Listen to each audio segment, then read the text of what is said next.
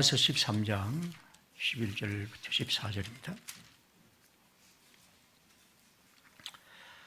또한 너희가 이 시기를 알거니와 자다가 깰 때가 벌써 되었으니 이는 이제 우리의 구원이 처음 믿을 때보다 가까웠음이라.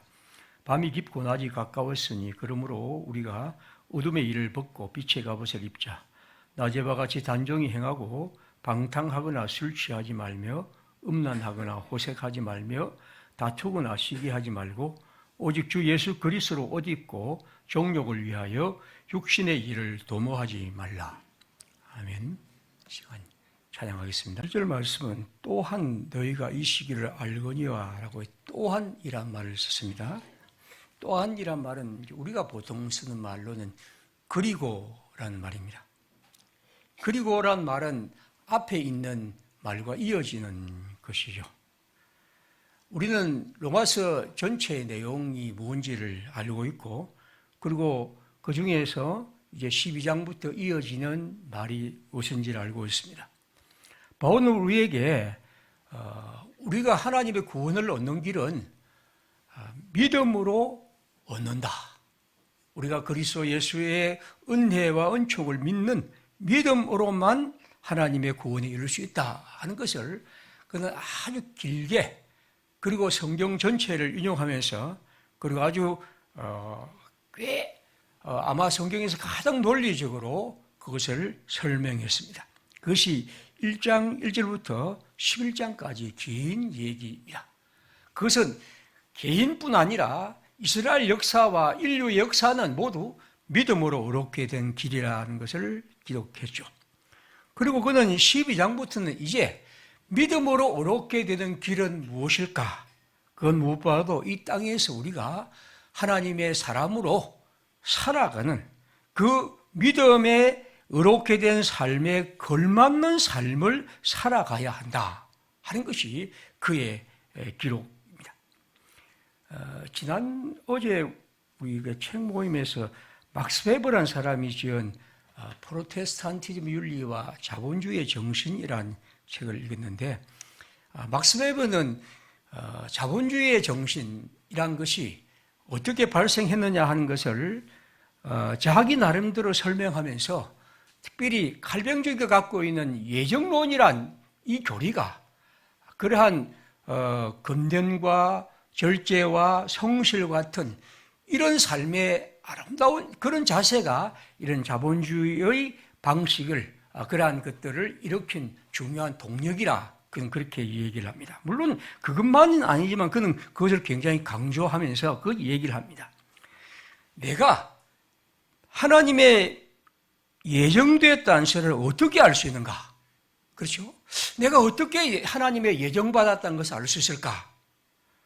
그 예정의 방식, 내가 예정이 받았다는 방식의 중요한 표가 바로 우리가 이 땅에서 성실한 노동과 그리고 근면한 삶과 그리고 절제하는 이런 생활의 방식을 통해서 우리가 이 세상에서 내가 예정받았던 사사를 드러내고 이것이 한 사회의 중요한 발전이 되었다, 그런 얘기를 합니다.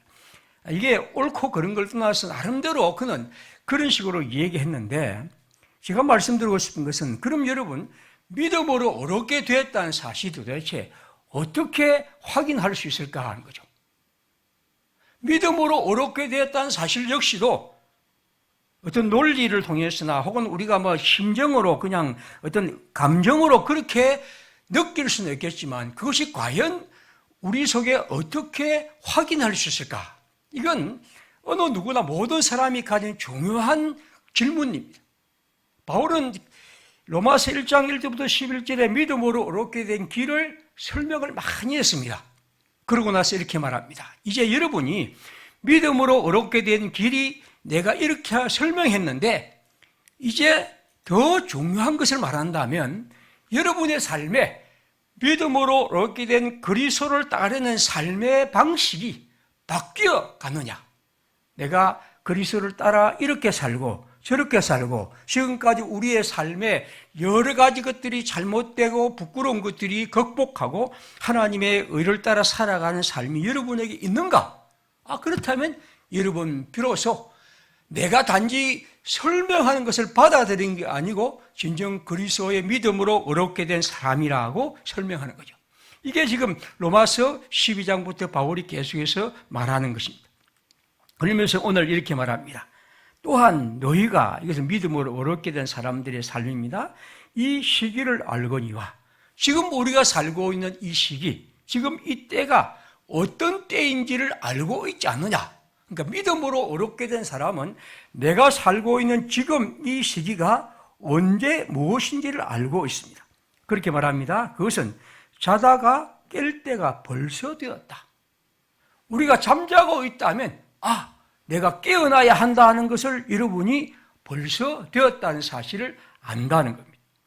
그럼 왜 우리가 그것을 알고 있습니까? 여기 보십시오. 이는 왜 그러냐 하면 이제 우리의 구원이 처음 믿을 때보다 가까웠기 때문이다.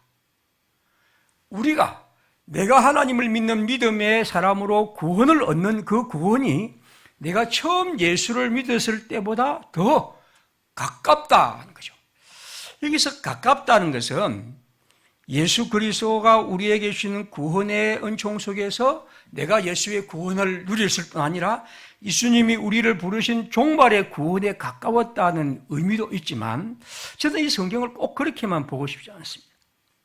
오히려 이미 우리에게 구원이 있는데 이 구원이 더 충만하고 완전한 구원으로 향하여 가는 그런 길목에 우리가 점점 다가가고 있고 더 신실하게 걸어가고 있다는 것을 말합니다. 그러면서 그는 이렇게 말합니다. 12절입니다. 여러분이 알아야 할 것은 지금은 밤이지만 그러나 밤은 깊고 낮이 가까웠다. 여기 밤과 낮은 여러 의미가 있겠죠. 그 다음에 있는 그 말, 다시 말하면 12절 보십시오. 어둠의 일. 그 다음에 13절에 방탕과 술 취함과 음란과 호색과 다툼과 시기와 같은 것. 이건 일종의 로마 제국의 귀족들이 갖고 있는 자연스러운 삶의 가치입니다. 이들에게는 방탕과 술 취함과 음란과 호색과 싸움과 그리고 경쟁심 같은 건 너무나 자연스러운 것이죠. 그리스도인은 이러한 어둠의 일, 밤의 일들을 벗어버려야 한다. 그리고 우리는 낮이 가까웠다는 것은 하나님이 우리에게 주신 새로운 날을 향하여 가는 사람으로서 우리는 이것을 벗어버리고 이제 예수로 옷 입고 우리의 육신의 일을 도모하지 말며 살아가야 한다.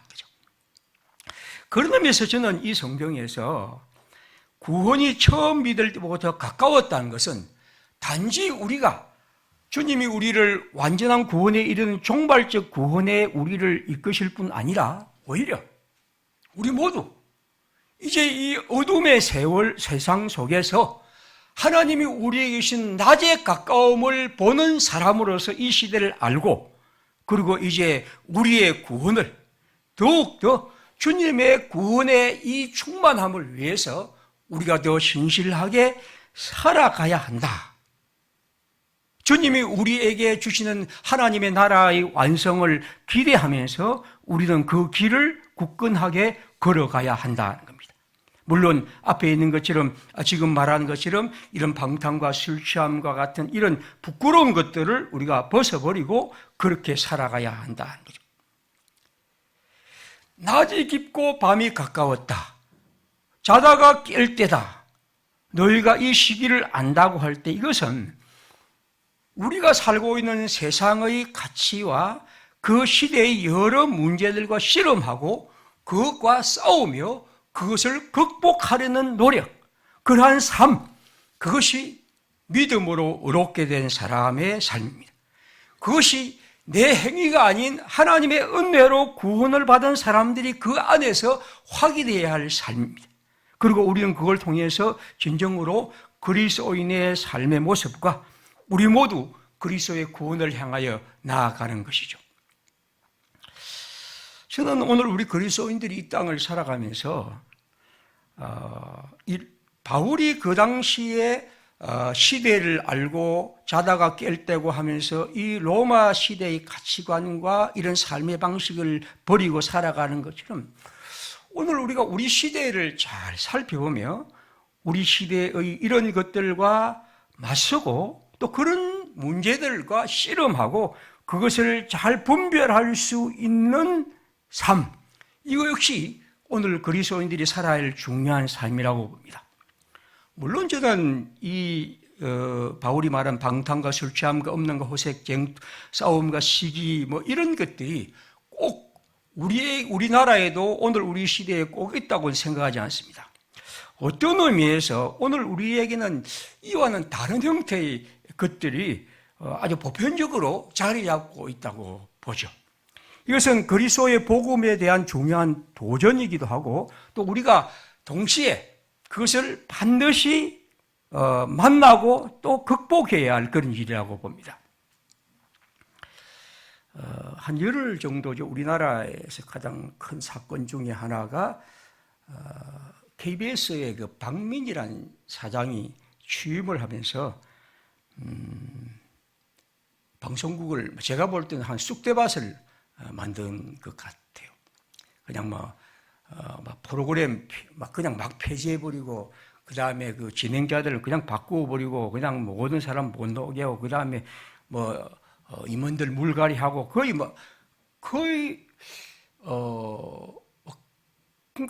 상상할 수 없을 정도의 일들을 어떻게 민주적 사회에서 이게 가능할까? 적어도 우리가 나름대로 우리가 살고 있는 사회는 다 어느 나름대로 어느 조직이나 다 나름대로의 어떤 시스템이 있지 않습니까? 회사도 그렇고 교회도 그렇고 그런데 이렇게 단 하루 만에 막무가내로 할 수 있는 사회인가 하는 것이 첫 번째 제가 갖고 있는 질문입니다. 우리 사회의 민주주의란 게 이렇게 허무할까 하는 생각이 첫 번째로가 들었습니다. 그리고 사실 이거에 대해서 국민들의 한 대부분의 사람들은 한 70대, 60대, 70대 사람들은 그건 잘못됐다. 그럴 수 없다라고 그렇게 대답을 합니다. 그런데 그걸 막무주가를 할 뿐 아니라 제가 볼 때 더 제가 이상하게 여긴 것은 그 일에 대해서 그 KBS에 있는 기자들이나 이런 단체가 거의 모르겠습니다. 제가 볼 땐 거의 반발을 하지 않는다는 게 실은 더 놀라웠습니다. 그렇지 않습니까? 적어도 거기에 젊은 기자들도 있고 나름대로 그 기자라고 할 땐 우리 사회에 가장 똑똑하고 공부를 KBS 정도 들어갈 사람은 굉장한 사람들이라고 보는데 아니 자기들의 그 회사의 이 언론을 이렇게 만드는데도 그냥 가만히 있다? 제가 볼 때는 그냥 들어눕고 온통 무슨 짓이라도 다 해야 될 것 같은데 그때 적어도 전두환 그런 때는 그런 거 할 때 보면 기자들이 해직당하고 온 일을 하면서 다 했는데 일까? 여러분 이건 언론의 자유란 것은 한 사회가 민주주의를 지키는데 결정적으로 중요한 거거든요. 이건 그렇지 않으면 이건 공산 사회죠. 그런데 이걸 이렇게 하는 것을 아무 문제 없이 되고 있다는 것이 저는 이 젊은 기자들 사이에 있다는 게 우리 사회가 참 저는 놀랍습니다. 왜 이럴까? 그걸 그냥 아무렇지도 않게 보고 있다. 토크빌이라는 사람이 지은 유명한 책이 미국의 민주주의라는 책이 있습니다. 꽤 큰 책인데 그 책에는 이 사람이 프랑스 사람으로서 미국에 가서 이제 민주주의의 여러 가지를 1900년대 봅니다. 보면서 그것을 많이 기록합니다. 여러 가지 문화, 종교, 정치적 제도 이런 것들을 기록하면서 그 중에서 이런 얘기를 하나 씁니다. 이건 제가 한번 말씀드린 적도 있는데 자기가 볼 때 자기가 이 프랑스 사람들과 미국의 민주주의의 사람들을 보면 미국 사람들은 참 뭔가 열망과 열정이 있다. 참 좋다. 좋은 것처럼 보인다. 그렇게 얘기합니다. 그러면서도 그건 이런 얘기를 하죠. 그런데 내가 볼 때 미국의 사람들의 욕망은 대부분 출세하고 재산을 더 많이 갖고 싶은 그런 욕망들로 가득 찼다. 그런 얘기를 합니다. 그러면서 그는 그 문제를 많이 분석하면서 굉장히 길겠습니다. 다시 말하면 자기가 볼 때 아메리카의 이런 볼 때는 야심을 갖고 있는데 뭔가 좀 고귀하고 뭔가 가치 있는 이런 것들에 대한 생각들은 별로 없고 대부분 재산을 더 많이 갖고 싶고 늘리고 싶은 욕망은 격렬하게 노력하고 있다. 그렇게 쓰죠. 그는 말하기를 조잡하고 하찮은 쾌락을 충족하기 위한 것처럼 보인다. 그렇게 얘기를 하고 나에게 가장 무섭게 느껴지는 것은 작은 일이 끊임없이 계속되는 이 사생활 속에서 진정한 야망과 참된 생각이 활기를 잃고 지극히 작고 왜소해지는 느낌이다. 그래서 그는 볼 때 인간의 열정이 이토록 저속하게 되는 것이 난 이 민주주의에 두렵다. 그런 얘기를 하죠. 저는 그거를 한번 읽으면서 어떻게 보면 오늘 우리가 민주사회라고 할 때 우리 사회가 이러한 우리의 욕망과 열정을 많이 얘기하는데 우리들이 지극히 자기 자신의 사적인 욕망과 그리고 그런 재산에 대한 충족과 이런 것에 대한 관심들로 충만한 사회. 그래서 언론이라고 하는 이 젊은 기자들까지도 진정한 의미에서 언론이 갖고 있는 자유가 그렇게 18비도 그렇게 문제를 삼고 있지 않는다는 게 저는 굉장히 큰 아픔입니다. 왜냐하면 이건 민주주의의 사회에서 결정적으로 중요한 일인데 왜 그럴까 하는 거죠. 저는 이것은 앞으로 한국의 그 사회에서 굉장히 중요한 하나의 도전이라고 봅니다. 오늘 성경은 말합니다. 밤이 깊고 낮이 가깝고 그것이 우리의 구원이 가깝다고 할 때 이 말은 내가 10년 전에 예수를 믿었는데 이제 10년이 지났으니까 좀 더 가깝다 하는 그런 짧은 시간은 아닙니다. 하나님의 영혼 속에서 그 시간은 그렇게 가깝고 멀고 이런 문제는 저는 이 문제가 중요하지 않다고 봅니다. 사람들은 이걸 바울이 처음 예수를 믿었을 때와 이제 좀 더 시간이 지났으니까 가깝다는 것으로 설명하고 싶지만 저는 하나님의 영혼 속에서 그건 그런 시간들은 중요한 의미를 갖지 않는다고 봅니다.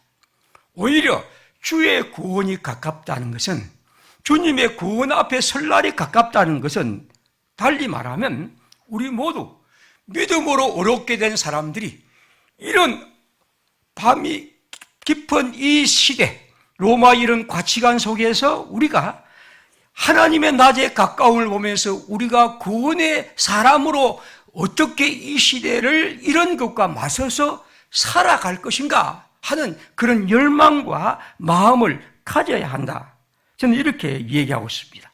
그러기 위해서 구원에 가깝다는 것은 우리 모두 더 이런 때일수록 구원에 매진하고 구원의 삶을 이루고 구원을 이 땅에 펼쳐가는 그리스도인의 삶, 그것이 그리스도의 다시 오심에 대한 우리의 길이라고 봅니다. 여러분은 이 시기를 압니다. 바울은 이렇게 말합니다. 여러분은 이 시기가 어떤 시기를 아느냐 하는 거죠. 우리는 우리가 살고 있는 시기가 어떤 것임을 알아야 합니다. 며칠 전에 이 통계는 아주 최근 통계인데 한국의 그 종교의 분표입니다. 그림을 한번 보십시오. 이 그림은 1998년부터 2004년, 22년, 17년, 2023년까지의 종교 통계입니다. 종교 통계를 보면 불교가 16.3%, 기독교가 15%, 그리고 천주교가 5.1%입니다. 이게 지금 이렇게 많이 내려온 걸, 모든 종교가 이렇게 내려온 걸 볼 수 있습니다. 얼마 전까지부터 기독교가 30%라고 얘기했지만 이제는 15%고 다른 종교들도 이렇게 됐습니다. 그리고 개신교의 연령 비율에서 특별히 29세 이하는 11%라 그렇게 됐습니다. 이게 우리가 살고 있는 세상입니다. 또 하나의 통계를 보여드리죠. 이 다음 통계는 우리나라 2022년 통계입니다. 우리나라의 종교 인구 통계입니다. 자, 밑에 그래프는 무종교인입니다. 까만 거. 청색으로 된 거죠. 그거는 청색으로 된 것이 47, 43, 45, 53에서 이제 63%의 사람들이 무종교인, 즉 종교를 갖지 않는 사람이 우리나라에 지금 63%입니다. 물론 다른 통계가 조금 다릅니다. 어떤 통계는 50 몇 %라고 그렇게 하는 것도 있습니다. 그리고 종교를 갖고 있는 사람이 37%입니다.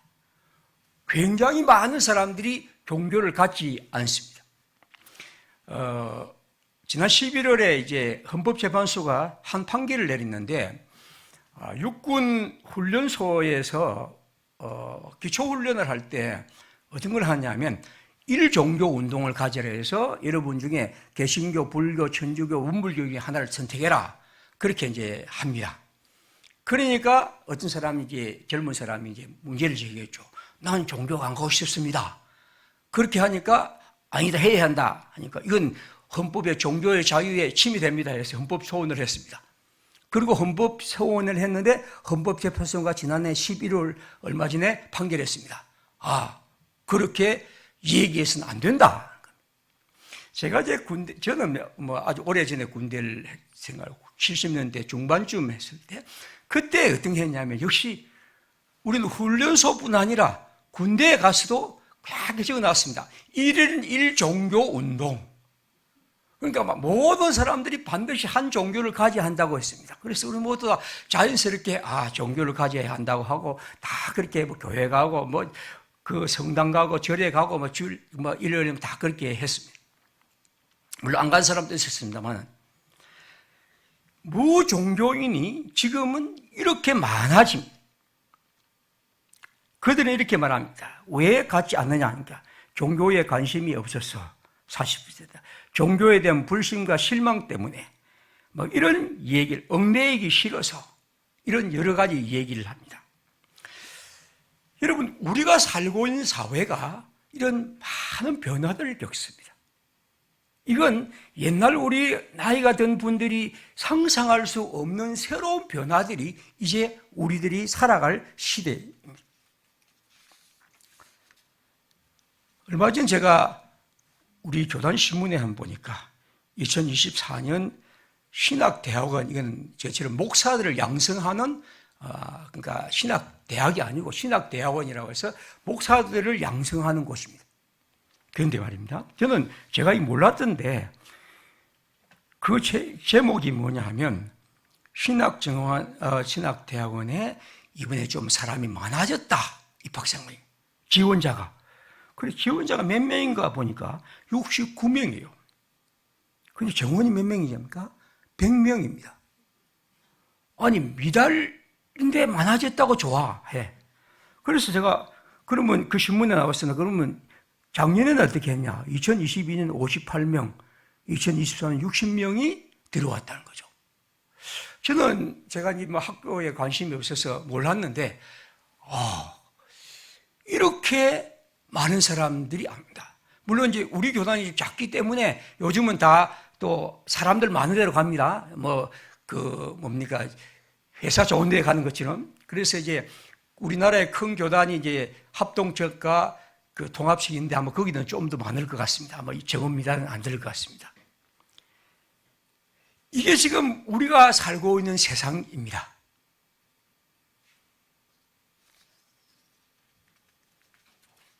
그림 하나를 더 보여드리죠. 이건 이제 얼마 전에 독일인가요? 거기에 한 교회에서 6월 9일에 독일 바이에른 주의 성바울 교회에서 예배를 드리는데 저 예배의 제일 앞에 있는 사람이 누구냐 하면 챗GPT입니다. 챗GPT가 앞에 이제 화면을 띄워놓고 저기서 예배를 인도하고 설교를 하고 한 50분 정도 예배를 드렸습니다. 챗GPT. 여러분, 이 챗GPT는 지금 우리가 상상할 수 없는 일들을 지금 이루어냅니다. 아마 인문학과 이런 것들 아마 모든 영역에 엄청난 영향을 끼칠 것이라고 얘기를 하죠. 이때문에 제가 이런 예를 한번 드려보겠습니다. 자, 오늘 내가 이번 주일은 종교개혁 주일입니다.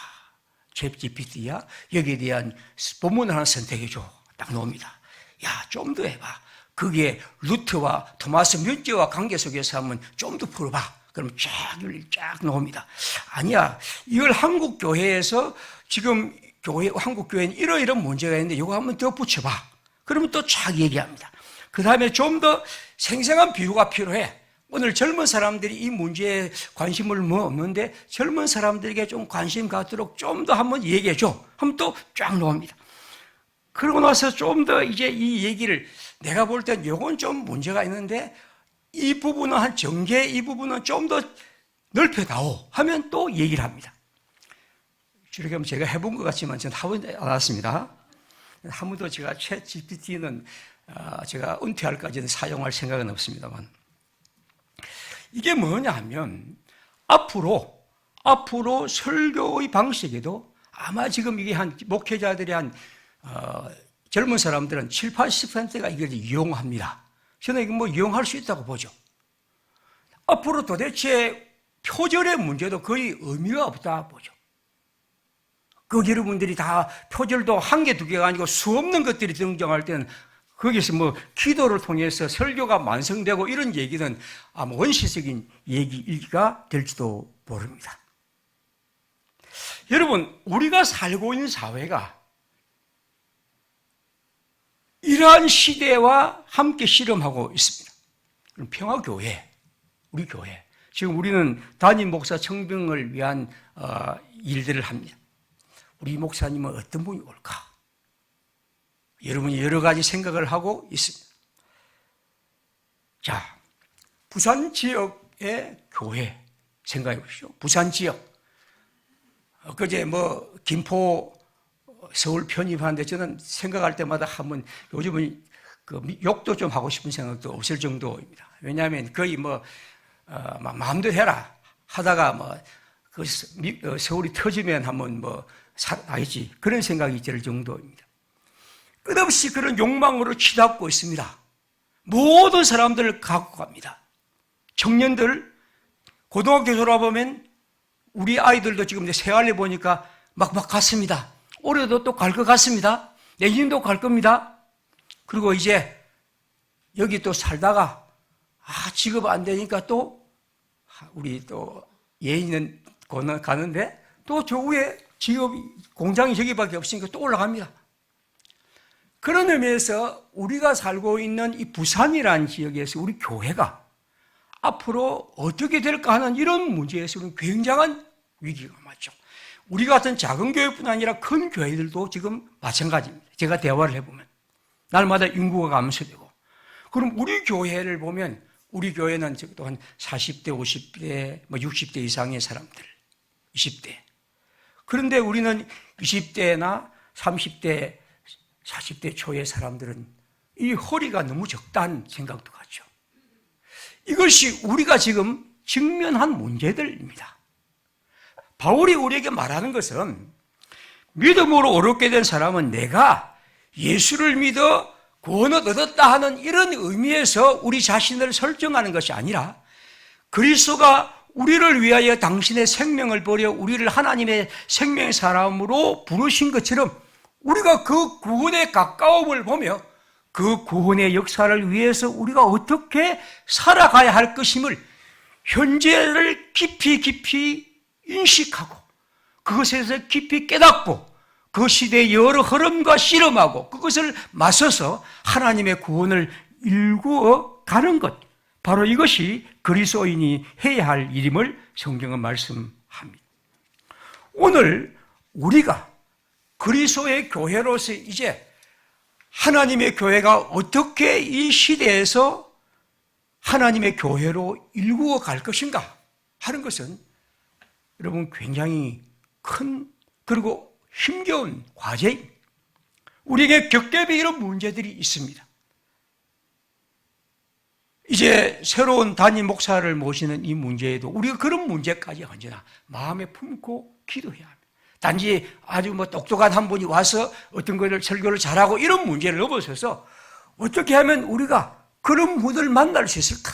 이런 문제와 씨름하고 하나님의 교회를 일구가 건강하게 하고 하나님의 구원의 가까움을 따라 우리가 함께 일할 수 있고 이 교회가 생동력 있는 교회로 갈 수 있을까 하는 제가 갖고 있는 한계 저는 100번 알고 있습니다. 이제 새로운 분이 더 새롭게 하나님의 교회를 이루고 갈 수 있을까 하는 그런 기대와 그리고 바람과 그런 과제를 안고 주님께 기도하며 이 일에 힘써 가야 합니다. 여러분, 우리가 이 땅을 살아가면서 교회가 아니고는 이런 얘기를 어디서 들을 수 있습니까? 유튜브? 어디 훌륭한 사람들? 그 사람들은 그런 얘기를 하지만 교회는 그래도 우리가 생명의 삶이 무엇이고 걸어갈 길이 무엇이며 진정으로 그래도 내가 이 땅에서 살아간 삶다운 삶이 무엇인지를 얘기할 수 있는 것이 교회이지 않습니까? 그래서 좀 힘들어도 우리 시간하고 또 우리의 물질을 드리고 그 가운데서 하나님의 교회가 이 땅에서 이루어가는 이것이야말로 우리가 이 땅에서 살아가는 삶의 기쁨 같은 것이겠죠. 사랑하는 병화 식구들, 이제 우리가 담임 목사 청빙을 앞두고 이 얘기를 드리는 것은 우리가 이 문제를 좀 더 큰 깊은 과제를 안고 우리가 안고 있는 이 어쩔 수 없는 우리의 형편과 사정, 그러나 그것을 뚫고 하나님의 교회로 우리가 설 수 있는 이 일이 이를 통해 이루어지기를 하나님께 기도하고 주님을 향하여 간구하는 것, 이것이 저는 여러분이 이 기회에 하나님을 향하여 해야 할 일이라고 봅니다. 왜냐하면 우리는 밤이 깊을 뿐 아니라 낮이 가까운 것을 알고 우리가 이 시기를 안다는 것은 밤이 깊고 낮이 가까웠고 그리고 우리의 구원의 길, 하나님의 구원이 가까움을 보며 우리는 그 길을 향하여 가야 할 사명과 삶이 있기 때문입니다.